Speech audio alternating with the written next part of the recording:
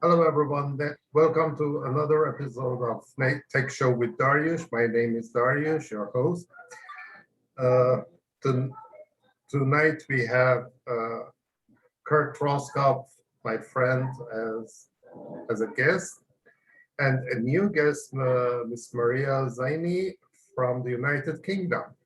She is activist in the disability community in the United Kingdom, and she has joined us tonight because tonight we are going to talk about the uh, ADA or WCAGA web content accessibility guideline uh, laws, which are related to the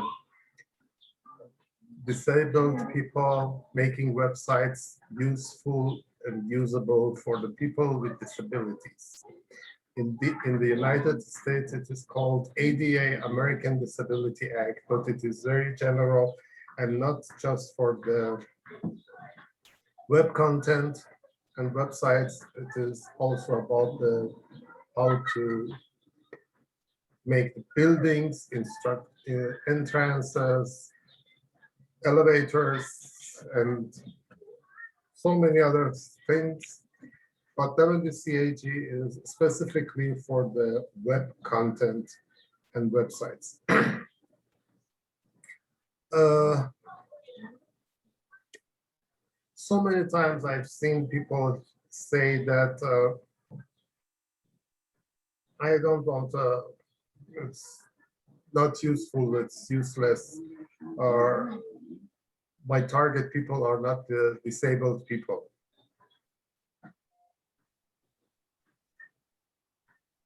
Sometimes people, website owners, uh, they just say, I want to make it as cheapest as possible, just to not to be involved legally in the legal issues.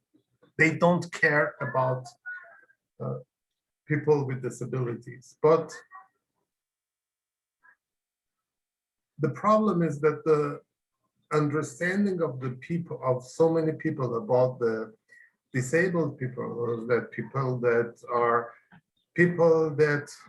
cannot do anything. Look, this is not true. I am a disabled person. I am considered as a disabled person. Why? Because I am colorblind.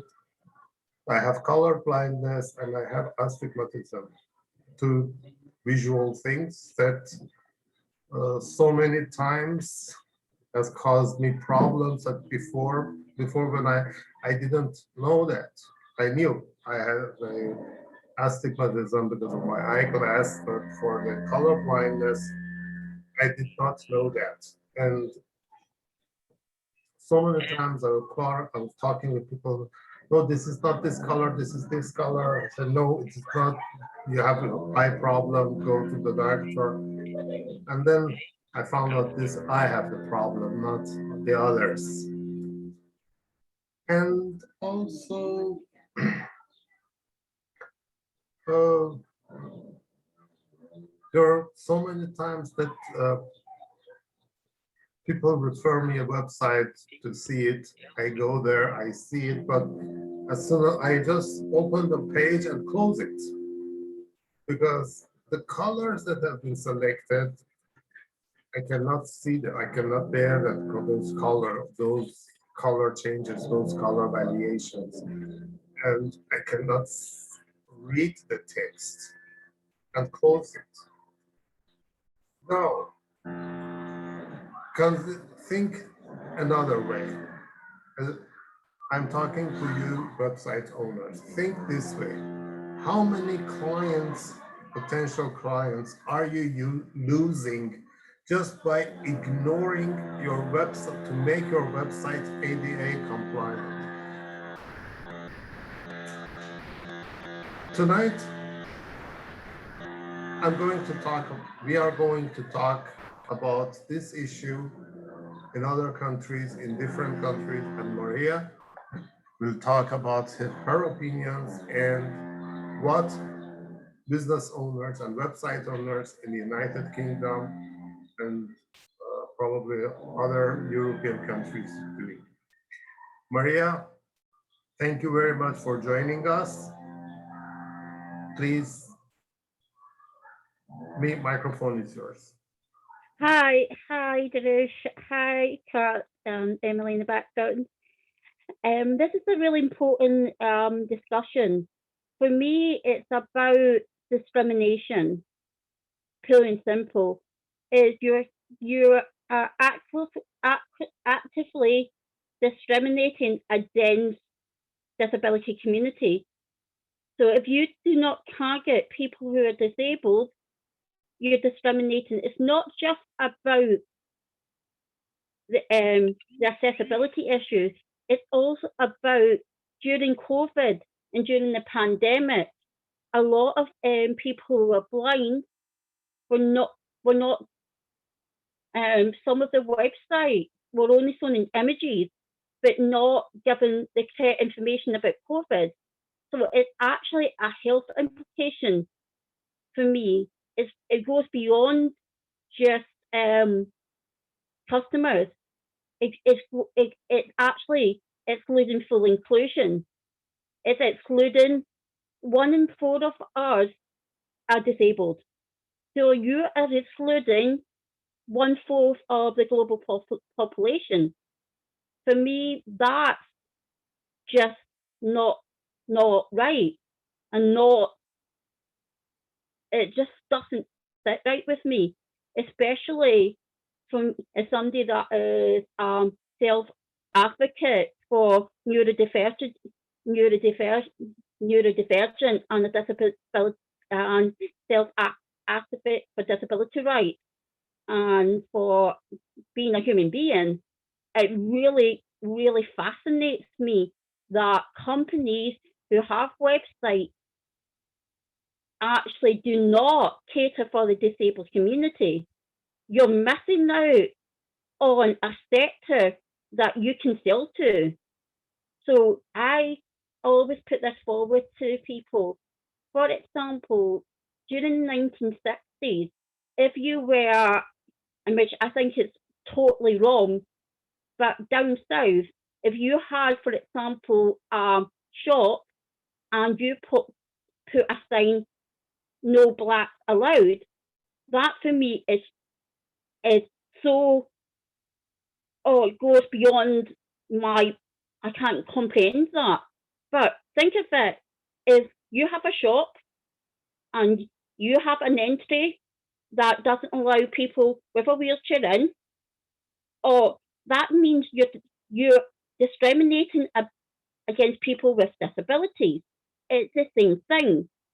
So for me, when you then decide not to put anything on your website for those of the disabled community, you are then actively discriminating against the disabled community.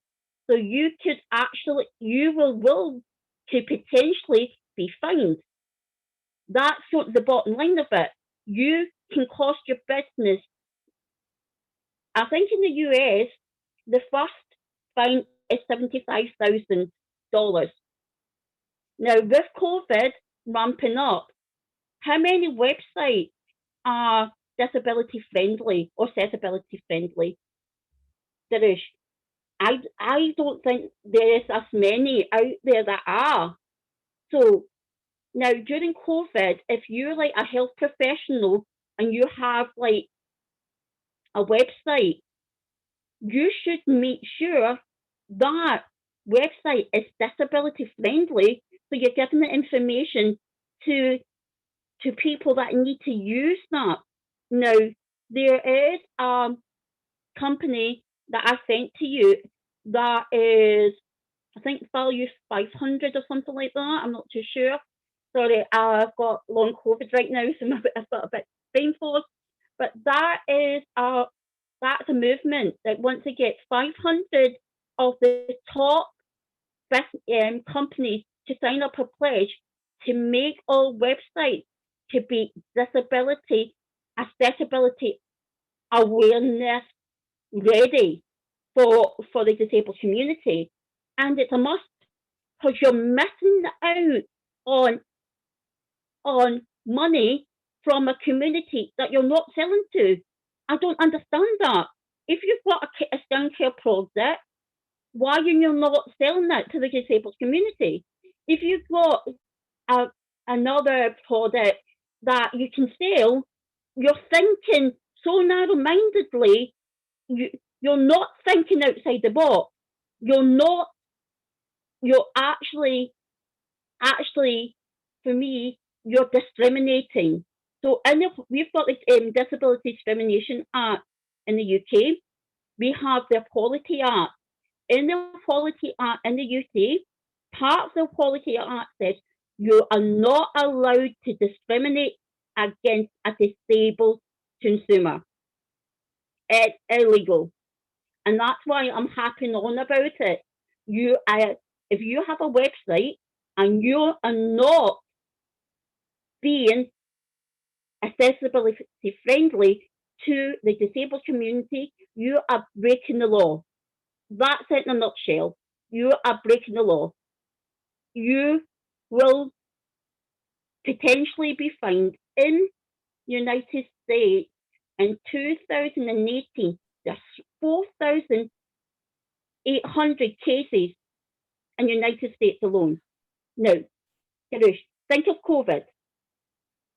How many websites are disability friendly? Think of that. Let's say, for example, a blind person got COVID due to the fact they weren't given the correct information, and a lot of them have to go into social media. Social media, there's so much fake news on that. So what you know is right, true, and what you know is fake.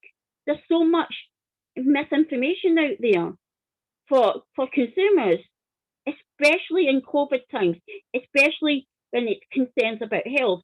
As someone who has long COVID, who has disabilities, I'll be honest, I've got dyslexia, I'm high functional autistic. I've also got, I'm waiting to be tested for ADHD and dyscalculia. But I've also got a bone disorder that is called multiple ectosis.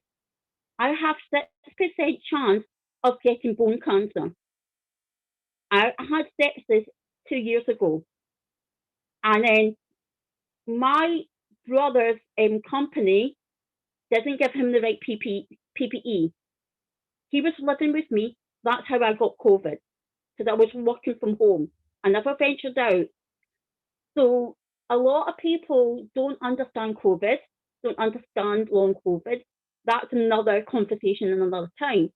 But it's about a lot of people who have disabilities had to shield during COVID. So a lot of them have to go online because they're shielding. Some of them live alone. But if you've got a disability, that can be a full-time job on its own, without having to work on top of that, without having to be a parent, and it's also affecting people's mental health as well. And for me, as an advocate for mental health, as a mental health first aid trained, right now, COVID has affected people's mental health across the globe. And mental health is a disability. It's covered by disability. So you've got so much of the population now have now got mental health issues due to COVID. There's such a rise in suicide, such a rise in lots of issues, and it's not just about consumers, it's about the whole nucleus of it. Daryoush, what do you think of that? Apart from the most of the European people that I have been in contact because of my job as a web programmer, in so many other countries, most of the small businesses are people that they are not really aware and real understanding about what is really a website, what a website really is, and what does it do. They don't have any budget, and they try to statement their mentality is, okay, I will put it a WordPress, one template, I'm done. Or okay, I got a hosting from the GoDaddy or another company, use the page builder, and I'm done. And when they talk about the making their website, having an ADA compliant website, it is something fancy for them. They don't have any budget for it. They don't have any actual understanding about how important it is.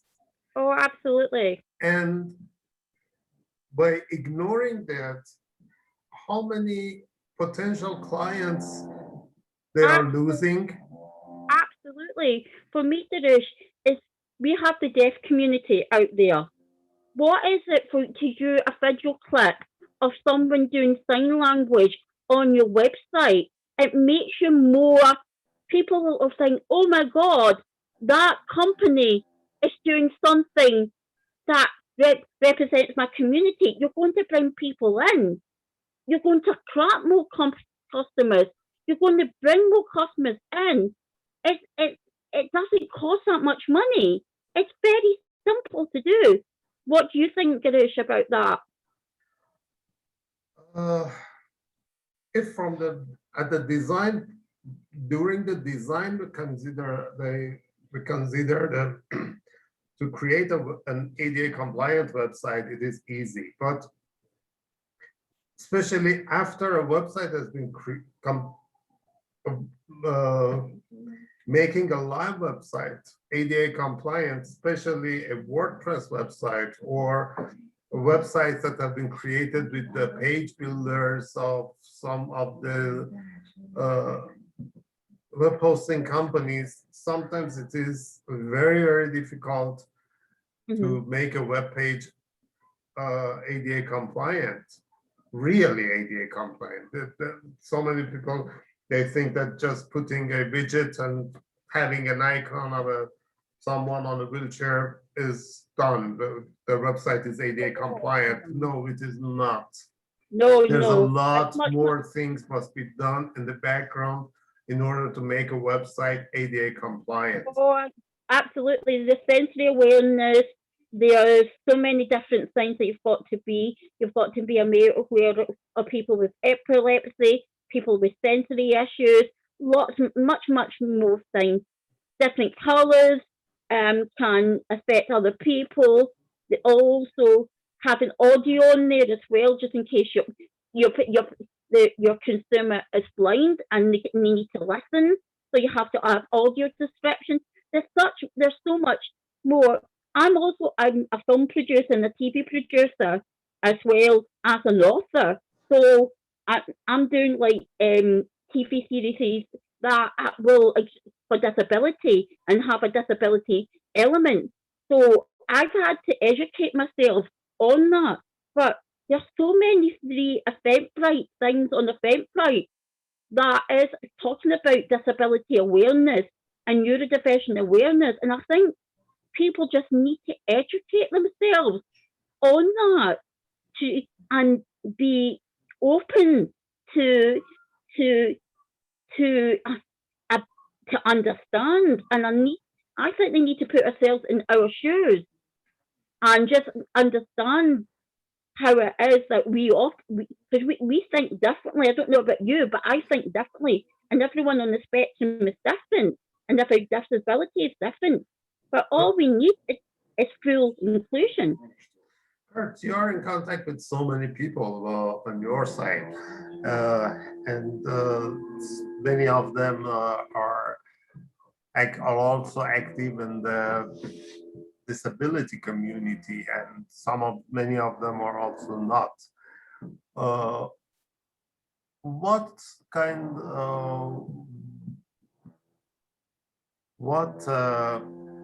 what kind of reactions have you seen from these people when you talk, when we talk about the disability and business and ADA compliance of the websites and work environment?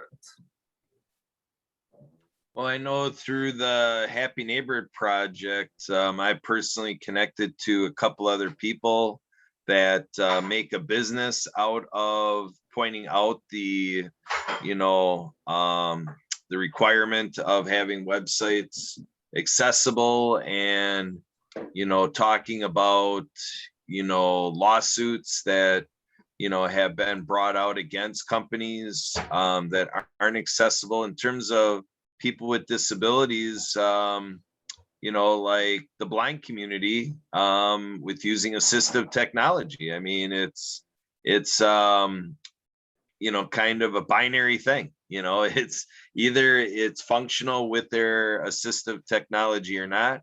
And if it is, the blind community is happy if their assistive technology works with the website. But other than that, it's, beyond just the accessibility, I point out things like, Mass Mutual, I'm thinking of content. So, I mean, we're focusing on accessibility, but the community is also looking for content that is relevant to them. So like Mass Mutual has a special care program as a financial company, and that type of thing is meaningful as well. As far as websites and being accessible, I think we look at websites as part of our technology solution, or that it is technology, and technology is applied use of tools. So the way I look at it is, when we talk about a website, it's a specific conversation about that as a tool to help somebody navigate and engage with the company. So when the website is not accessible, that is a reflection of what's happening offline. So that's where I'm coming at it, is to look at how online with web content accessibility guidelines, and offline that people are in their businesses practicing inclusion offline, regardless of their website. So being in website design, it's like a double-edged sword. You're looking in front of you that functionally the site is not accessible, but the other part you're addressing without even having that in a conversation is that offline, aside from their website, when they're in their office, when they're making telephone calls, when they're doing business networking, they're not practicing accessibility or inclusion in that part of their business either. So to me, it's a general commitment. If they lack commitment on their website, that's the tip of the iceberg. That's one thing that they're not committing to. There's other things to address at the same time. So I feel that in business, we need partners from different perspectives, where web content accessibility is one perspective, but then they need advisory components from other business coach elements to help them managerially and administratively, and from an executive level, we have to have that entire commitment to the disability community, and that can help us shift. I'm sorry for interrupting you, Clark. I couldn't agree more with you. I think it's leading from the top down. It's about full inclusion, and it's about getting consultants and making their company accessibility friendly from the top down. Absolutely agree with that, because we've got access to work here, and you have what it is it special accommodation? Is it we've got reasonable adjustments? As you in America, is it special accommodations that you have if you're disabled employee? You're talking about accommodations in the workplace in terms of the ergonomics of their workstation and everything. Yeah, reasonable accommodation. Yeah, we've got it. It's called a reasonable adjustment. It's the same thing, but for me, I believe. I don't know about you, Clark, but I believe that all companies should have like disability awareness training neurodivergent awareness training, mental health awareness training, and full inclusion in the workplace. So leading, as I said, leading from the top down. So I would agree with you. If the website is not accessible, is it accessibility friendly? What does that say about the company? And what does that say about there is assistive technologies, assistive technologies, but on the flip side, I've got a special computer software, but my software is not working properly. So I've got, because of COVID, I can't get the repairs right now. I've got to wait. And that has affected me. Like when I came onto a Zoom call with Kurt and a time ago, and Kurt couldn't hear me because my accessibility software wasn't working. So I had to change. And that is frustrating for someone with disabilities. And I could hear Kurt, but Kurt couldn't hear me. So that's how I'm so passionate about what Kurt does. I think he's an amazing advocate for everything he does, and I would always support Kurt, absolutely. And it's really important. And it's the value 500, in value500.com. That is it's called Take Action, and that is asking 500 companies to pledge full inclusion. But that's not about the website. That's about full inclusion in the company, totally. But what they're getting at when they're saying about website, they're talking about full inclusion inside the company. It's not just about the website, because people don't know. There's a lot of people out there that don't understand their rights, don't understand reasonable adjustments, don't understand access to what is available in the UK, don't understand their rights, are not told of their rights, don't understand what's available to them, and Kurt, would you say there's a fear from certain employers about asking people about their disabilities in the workplace? Would you say that or not? Yeah, I basically would say that about 3 out of 4 professionals or supervisors or bosses, are uncomfortable about the whole dynamic. They're afraid of entering a space where they don't have the competency to react properly. And I think they're also fearful of the legalities. In business, risk management is a big deal. And sometimes you're better off not having the conversation, because the conversation could get your company to where you're financially required to do something. So you have that happening. And on the employee side, there's something called retaliation out there. So the employees are afraid to advocate for themselves because they don't want to be that person in the team that is challenging the management. So it's kind of something from both sides. So what would you say would be the best solution, Daryoush? What would you say would be the best solution? Well, I think the marketplace needs to be involved. I think people in their faith life, in their volunteer activities, where they get education for personal development, so outside of their work life, where people get educated, all the fun things people do in life, sports, hobbies, pastime, leisure activities. People talk business in like a game of golf, or, businesses do stuff, that is kind of a company activity, and then to take care of company business. So it's a cultural element.